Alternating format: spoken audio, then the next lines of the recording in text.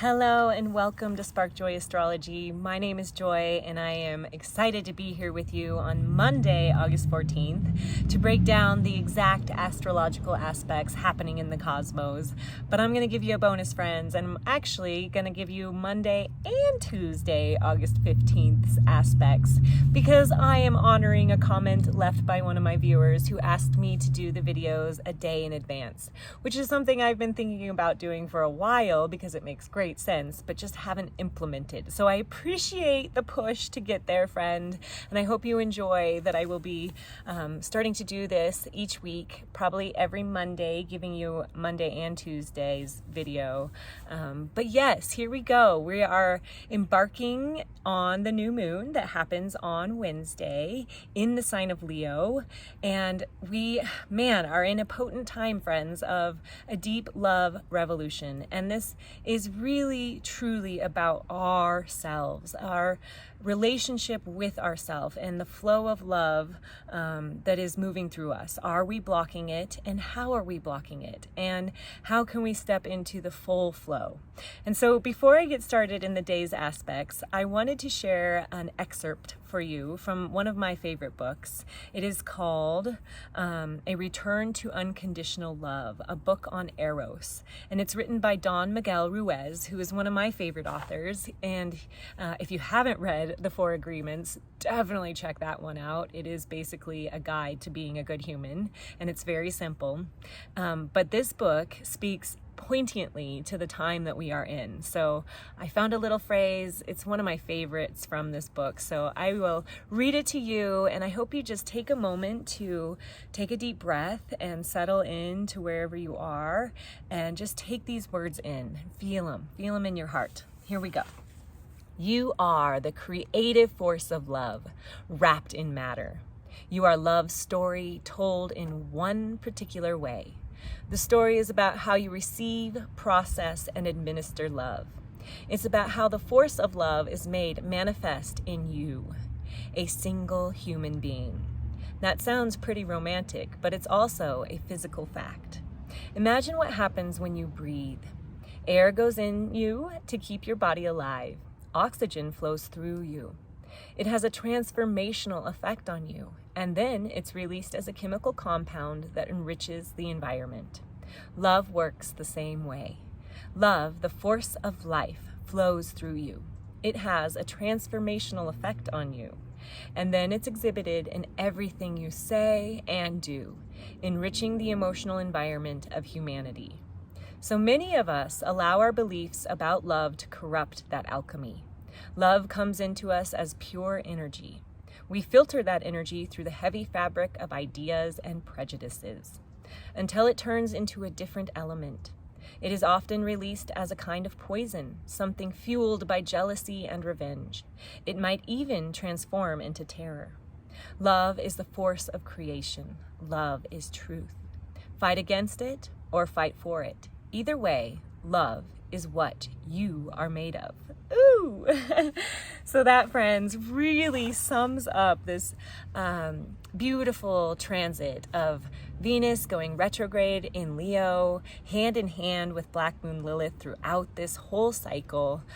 We are working to step out of the poison that our society has really shaped love into being. These boxes, these certain ways of how we have to do life are starting to dissolve in this next chapter, where we're really stepping into our Leo authenticity to create our truest heart's desire and bring in the vibration of heaven onto earth, friends.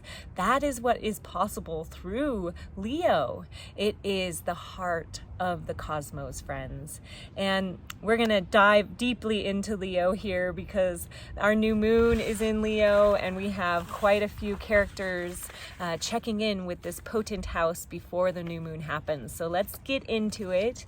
At 1:46 a.m., the moon at 28 degrees of Cancer opposes Pluto retrograde at 28 degrees of Capricorn.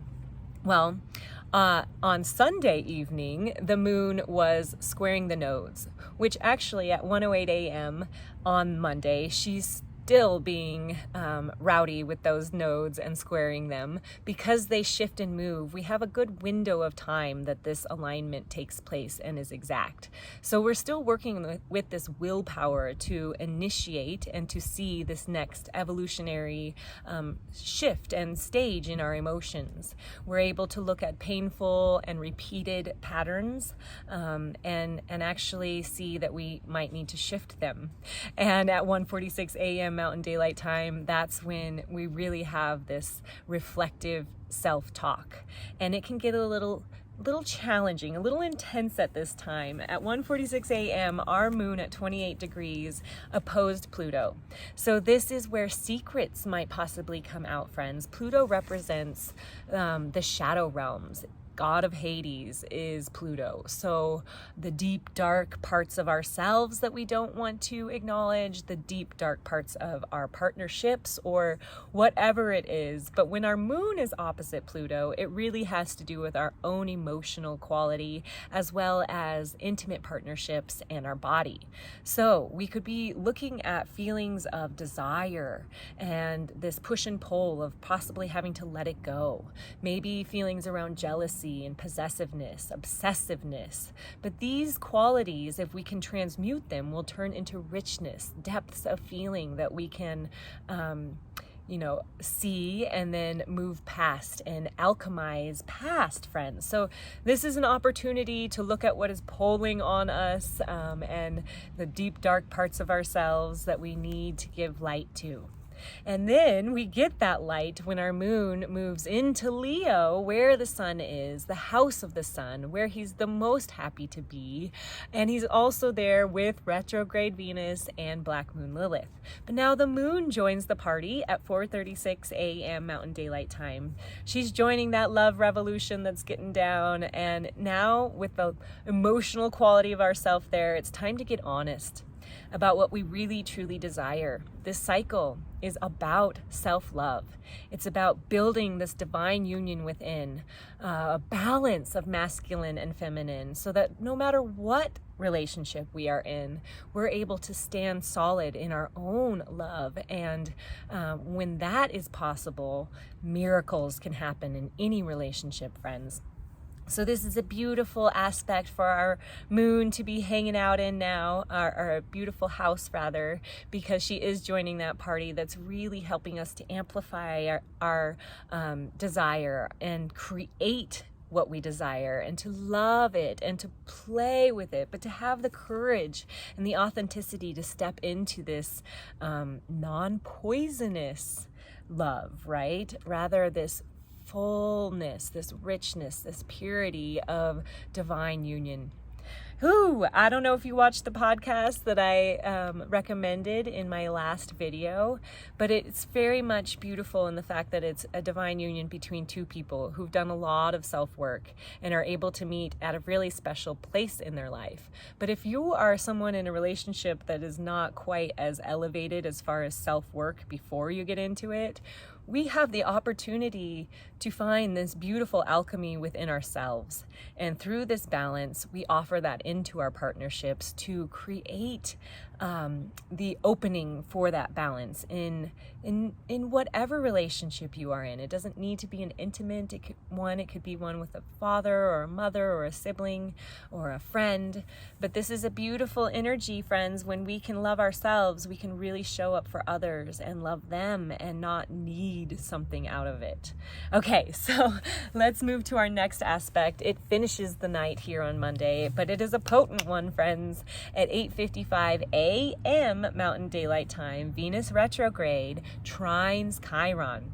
Venus is at 19 degrees of Leo and Chiron is at 19 degrees of Aries. Chiron is also retrograde.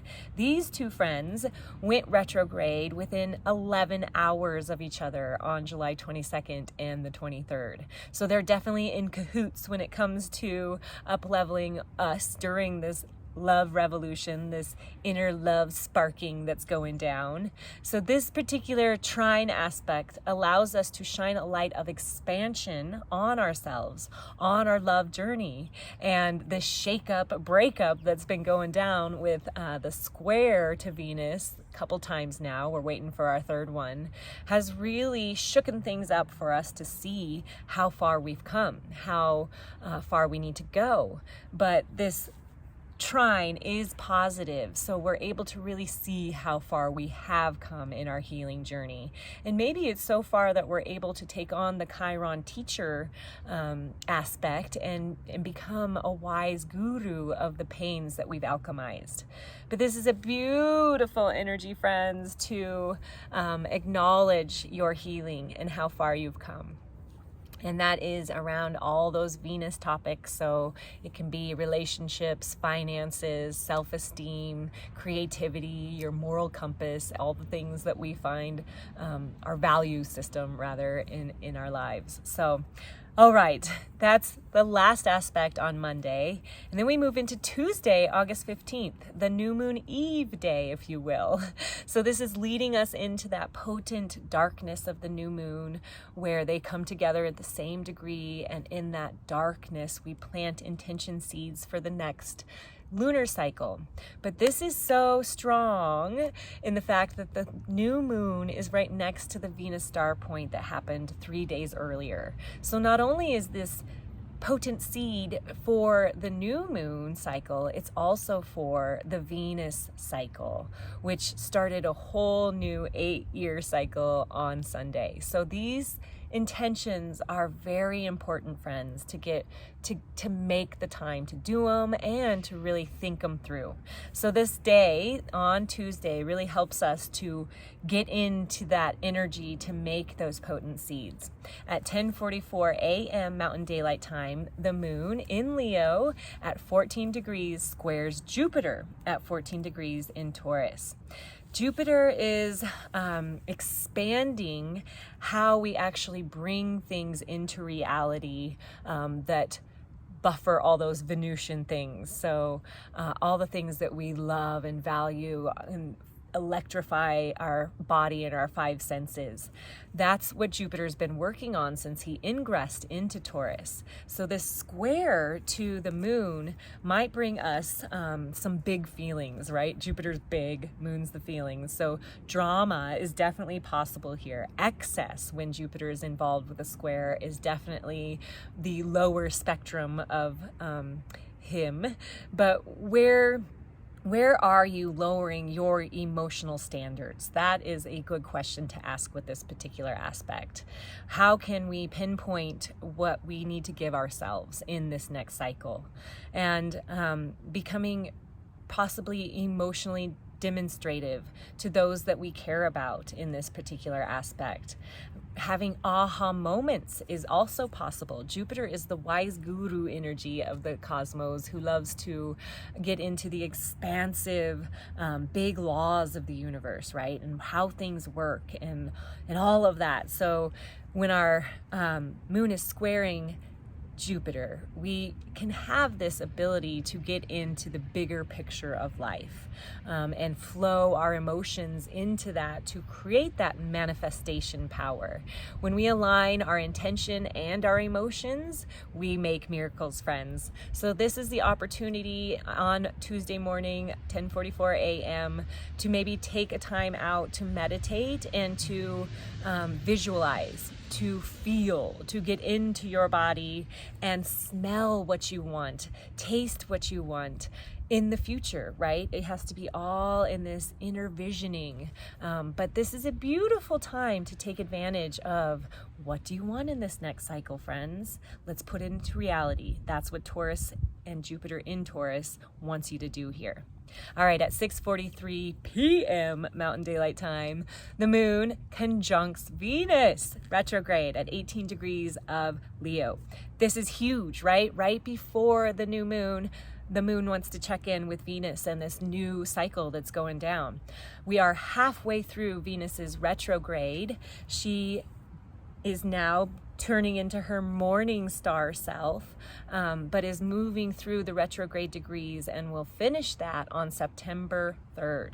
But until she gets to that 12th degree, she's getting a check-in with the moon. Right before the moon checks in with the sun to make those potent new moon seeds. So here's where we are really checking in with the self-love revolution. It's a beautiful time to get out and socialize, to find creative outlets, maybe go see a movie or take in some art. But this is a beautiful time to practice self-love practices, right? Because our moon, our emotional nature, is conjoining Venus. It's a beautiful energy for pleasurable emotions, for peace and harmony.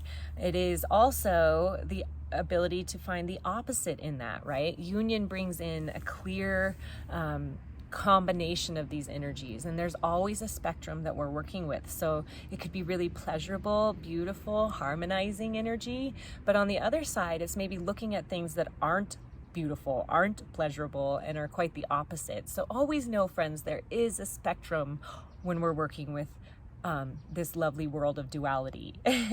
But basically, if you're tuned in and flowing, friends, this is a gorgeous aspect for us to check in with self-love, and to treasure and to cherish ourselves and those that we hold nearest and dearest.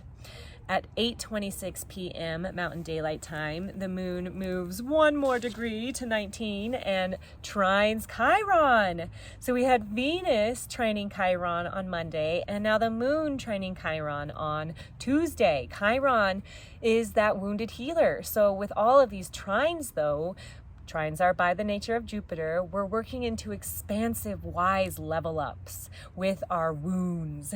So this is definitely energy to heal, friends.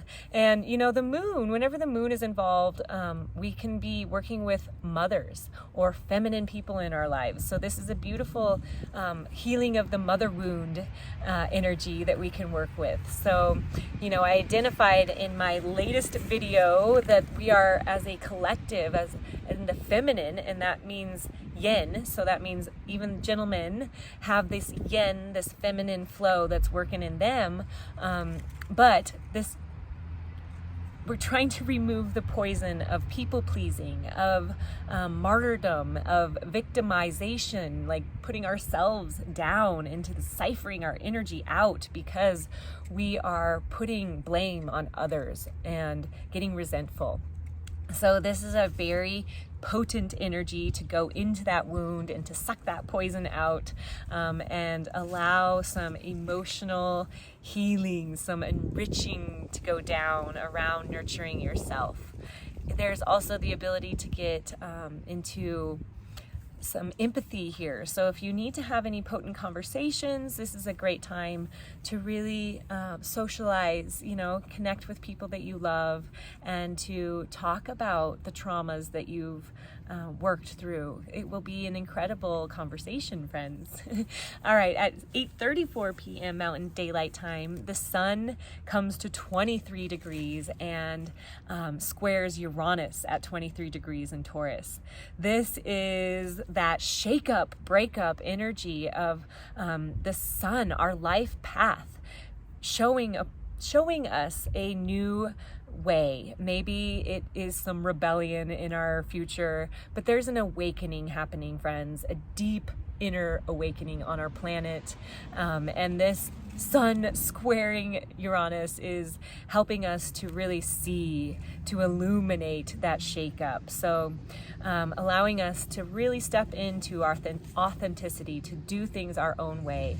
This life path requires us to open our mind and to be flexible with this new stage of uncertainty, this new cycle of Venus and the moon. So friends, it is a potent time because tomorrow on Wednesday, when the new moon goes down, the moon, so we just had sun square Uranus. Wednesday, we have the moon square Uranus, and then shortly after, the moon moves into conjunct the sun, and then shortly after, the moon conjuncts black moon Lilith. So serious check-ins around your sovereignty. How are you loving yourself? Are you allowing that love to flow through you and shine it out in the world, or are you jaded? Is it getting trapped, and is it turning into poison that is not benefiting the world? All right, well, that's where I leave you today. I will join you back tomorrow on Tuesday to give you all of the lovely breakdown for Wednesday's new moon astrology. But I just wish you the most beautiful day and so much love and illumination on your path to self-love and sovereignty and divine union within. Mwah.